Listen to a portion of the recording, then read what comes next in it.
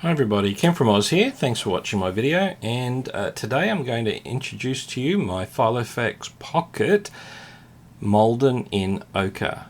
And this, believe it or not, is what I'm using now as my everyday Filofax planner. And some of you are already picking yourself up off the floor thinking, what is he doing? I mean, he has been using A5s, he's an A5 person.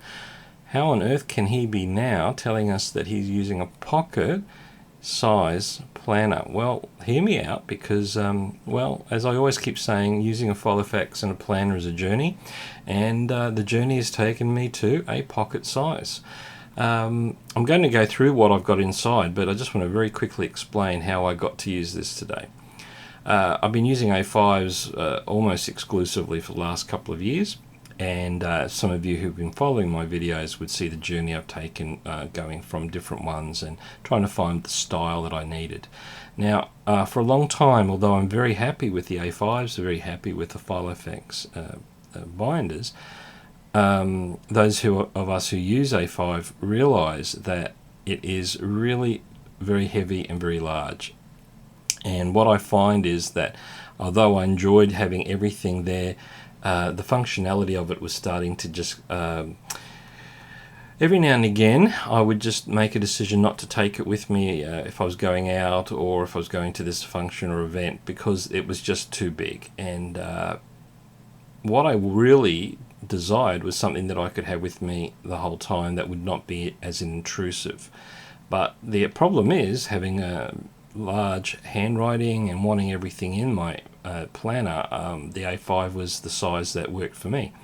So how could I get down to the pocket? Well, I've tried many times, and I've bought many personal size, and I thought the personal, being that step down from the A5, was probably where I should go.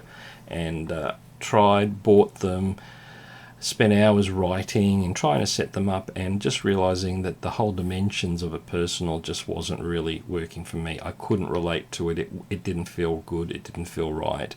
And it always sent me back to the A5.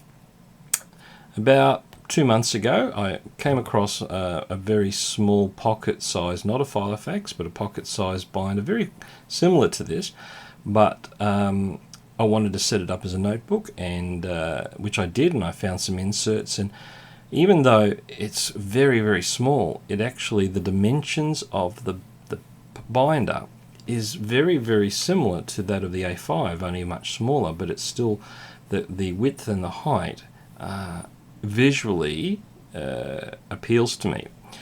And the personal, although it's very similar in width to the pocket, it's quite high, and that rectangular shape just didn't really grab me. And I'm not sure whether it is just the aesthetics of it all, don't know. But anyway, a friend from Facebook helped me, Cindy. So hi, Cindy from United States.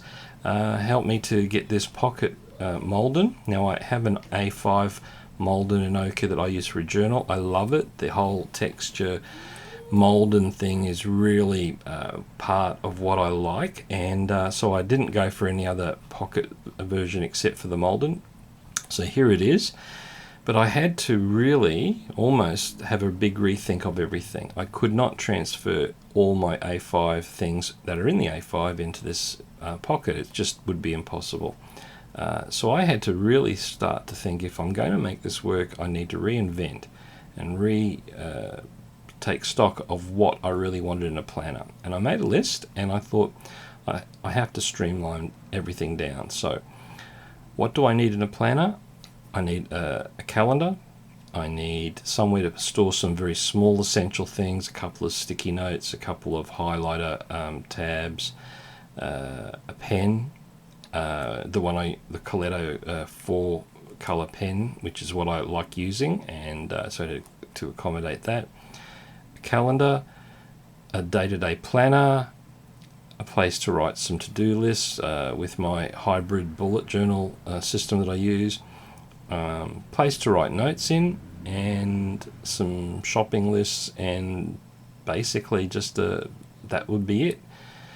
So although the A5s that I've been developing over the years have got, everything, finance pages and a whole range of different things, the basic day-to-day usage of a planner for me is those 5 things. So when I really took stock of that, I thought, okay, I think it could work. Got the planner, got the inserts, set it up, and here it is. Now, it wasn't as simple as that because the inserts were still very, very tiny for me to use. And I had to trial and look at a whole range of different things because I needed inserts that would work for me. They were cheap and easy to get. And I found that the Filofax pocket size, which when you look at them are very, very small. They're not they're not the size of the pocket. They're actually they come down about like that. So they're very, very tiny. And I just wasn't happy with that. So I had to try and think, and there was a lot of heartache involved. Let me tell you, it was really a big investment to purchase a Malden and then to try and find the right inserts that work for me. And it took me weeks to actually come up with what I've got now. Again, never perfect, but what's in here is working for me fairly well. So let me show you what I've got inside. Typical Malden, so it's a used one. It's what we call a new to me, and Filofax. It's got that wonderful antiqued look. I mean, it's in great condition. The stitching is really fantastic, and as you can hear, yes, a male who has a charm on it. And then I picked this up off eBay. It's just a little brass one. I like the back of it, if I can bring it up closer, because it looks a bit like an iris of an eye, and being a science sort of person, I really quite like that. But it was very plain. I don't think it has any significant design. A tiny bit Celtic, I guess, but and that's on a recycled cut-off bit of lanyard I had it left over from a conference. But as you can see, if I put my hand over it, it really is very, very small. So, clasp, that familiar clip, large tag, open it up, zipper. I've got a few pieces of paper. I'm actually going to start on the top here because this is the thing that the Maldens, the smaller Maldens have, is that large pocket, the large wide pocket. And one of my requirements was that I needed something that would hold receipts, and measuring it out, I actually can fit a folded up A4 piece of paper that fits across quite well. And that ticked a few boxes for me because I use A4 at my work, and as long as I could store it just temporarily in that big wide pocket, then that worked for me. Zipper, you've seen these before. Got some stamps, just a couple of more cards there. I don't even know what that is, but it's just a couple of pieces of paper, perhaps receipts. That's it. No multiple card slots full of all these different things. This is what I needed. Flyleaf, or it's a divider, steampunk design, which I made myself. On the other side, my dashboard, and how minimal is that? Just a couple of pointers. If you can see here, these are these very thin from Daiso. Thank you, Dizzy, for sending those to me, which I use to highlight things. And I don't have many. A post-it note shopping list and some smaller ones that are in brown. I created my own open up calendar, which I just printed off and washi taped, hole punched. That's for me is just I needed to have a good working calendar, which I've got there, and something that would fold away quite well. I've got pictures of these little tiny kids that live with me. You know what I mean. My work timetable, which I just printed, and this is in a open pocket, plastic pocket from the top. And then the planner, or the diary. Now, believe it or not, this is a Moleskine 18-month planner with a week on, and I'll just open it up to diary to show you first. A week on one page, so you've got Monday to Sunday. and then notebooks on the other side, note pages and lines. And this was from July 2014 all the way to December 2015. I've got the Officeworks, great place for buying my stationery to put the holes in. That would cost me $1 to do that, just get the holes punched in. And it's a very well made little booklet, and I've been trialing Moleskine just for notebooks as well. But what I did find was that I didn't want to be carrying the rest of 2015 when I wasn't really using it. So what I did was, and here's the other half, is I actually cut it in half. So again, people are in shock. You cut a Moleskine diary in half. Well, yes, I did, because if you can have a look, the 2015, I didn't want to be carrying that for the rest of this year and hardly using it. And anything I needed to transfer to the next year, I could write notes for. So I made the decision, I cut it as carefully as I could. And of course, there's holes that were in that already. Now that's waiting for me to use at the end of the year, and that's the back cover there. So I didn't discard it. I just are using the last 6 months of 2014, and then I'll transfer it over. The size of it works. You can see it fits the pocket really, really well. Inside I've just got washi tape, some another timetable, and of course the usual Moleskine, very comprehensive calendars and lists, very, very tiny. So I might use some of those actually for notes, like I've done here. This is just a list of different things and sketches that I've done, just trying to look at, and this is part of my working out what I need in a planner. And then this month of July started, so very, very basic appointments, notes, a little bit of washi tape to bring a tiny bit of style into it, because the paper is wonderful, but it's just very, very bland and very light ink. There's not a lot there. Timetable, bullet journal, notes, and it fits in my week. Not a good week. I think I was on holidays there. And just some bullet journal notes. And there were a few more notes that I had, but I sort of transferred a few out, and you'll see the other booklet in a minute. A bit more washi tape on the side and post-it note, and I would say this would be what a typical week would be for me. Just the basic appointments. Now in my A5, I would write everything. I would write everything just to fill it out, and many, many bullet journal notes, but what I found is I can really streamline it down, and this is what works for me. So that's a typical week. That's what it looks like, and even some, decorations, words down the bottom there. This, believe it or not, is this week, so a very busy week. Put some more decorations in there. I actually made my own page turner bookmark. I think it says every day there, if you can read it. There we go. No. There we go, every day. And these are the, I've forgotten his name. Yes, I do. Jim Holt's page markers. And then that was just a bit of plastic that I found off a folder. And so I've just customized that, and that turns my pages really, really well. And so there's holes and slits in the holes there, so I can remove it and move it to the next day. And so this is how I plan my week, using bullet journal, my version, and of course, ticking and crossing things off. Highlighting helps grab my attention, and a few different other things there. Now for next week, of course, it hasn't quite started, and I'll just pull that. That was a post-it note. But a couple of little appointments are starting in. Appointments on that side, and of course they'll be ready for my lists further on. And then that's going to be and how I'm going to be planning for my week. Things ahead of time I've filled in already, just a small little appointments. I've even got to the point, let's just turn to here. So let me see.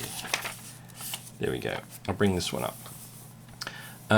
One word is all I really need to remember certain things, and the time there. And sometimes I don't even need to put a time. I can just put the word there. If I know what time it is, if it's a regular appointment, I don't need to fill it out.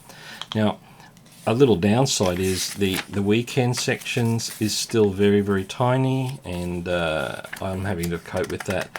But if I need more space, I can just add a post-it note. But you can see there's a bit of a gap there, which if I was king and of Moleskine, I'd probably move all of this up and put a separate line for Saturday and Sunday. But you can't have everything.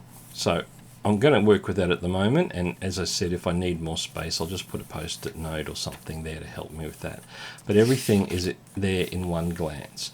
So a bit of an idea of what's happening. Now, the other thing I need to mention is that if I do need way more space, I've got some spare moleskin paper that I've cut, and I can just basically take one of those and shove it in this week. And because of the rings and the beauty of the rings, I can actually put it in there and it'll be secure. And that's the way I'm planning my week. Very different. You can see I've got the similar style, and that's using the post-it notes to add things, some notes. But the style to what I've been doing in the A5, but then basically that's what I'm going to be doing. Now, it was a bit of a hold your breath and just jump in and do it, and sometimes I have regretted leaving the A5, and my A5 is still set up, so if this wasn't going to work, eventually I can move back into it, but I'm just going to try it and see what happens. Now, Moleskine also has these wonderful little pockets at the back of the covers, and I've just added that extra cover. The second part is another Moleskine Kaye, I think is how you pronounce it, notebook, which is just a lined, ruled page, and I've got that hole punched as well. And here is what I write little notes in. Now, this can be a note about what I've done during the day. It's a bit like a semi-journal diary, a couple of points, nothing much. But I just need a place to write notes, and this works well. It's separate. I can remove it and take it with me if I need to. And I've got a little to-do list. It's a little purchase shopping list, which I put there. And of course then page marker as well, with one of those Jim Holtz metal markers for that, and it says notes up the top there. And so that is basically it. Just a couple of pieces of the loose paper, which I cut up another Moleskine Kaye notebook, and I've just got these there just as, not many, probably about 10 to 12. I've got a pen holder which I cut down from buying from Officeworks, and I'll talk about that in a second. And it has, of course, the pen loop here.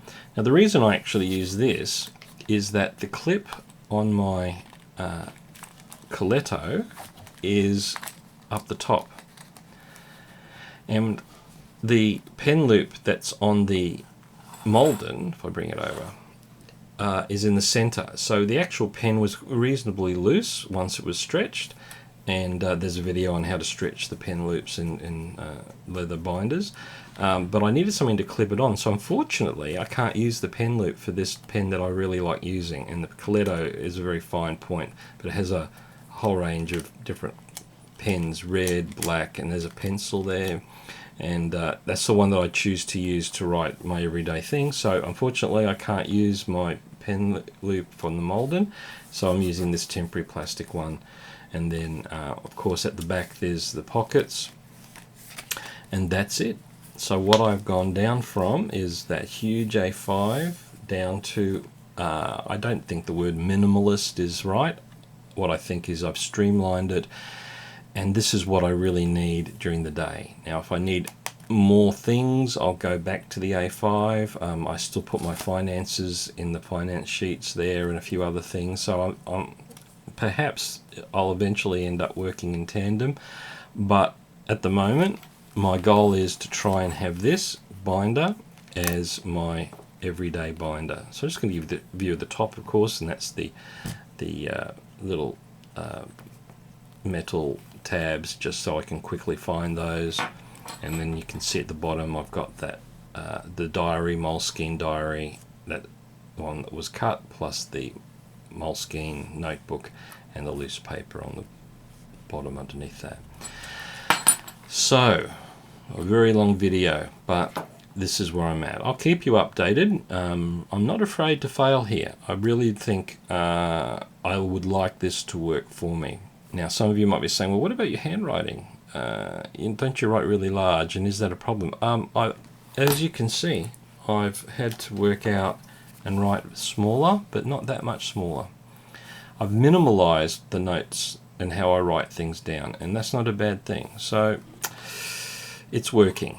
So thumbs up to me. Thumbs up. Maybe this is where I'm headed.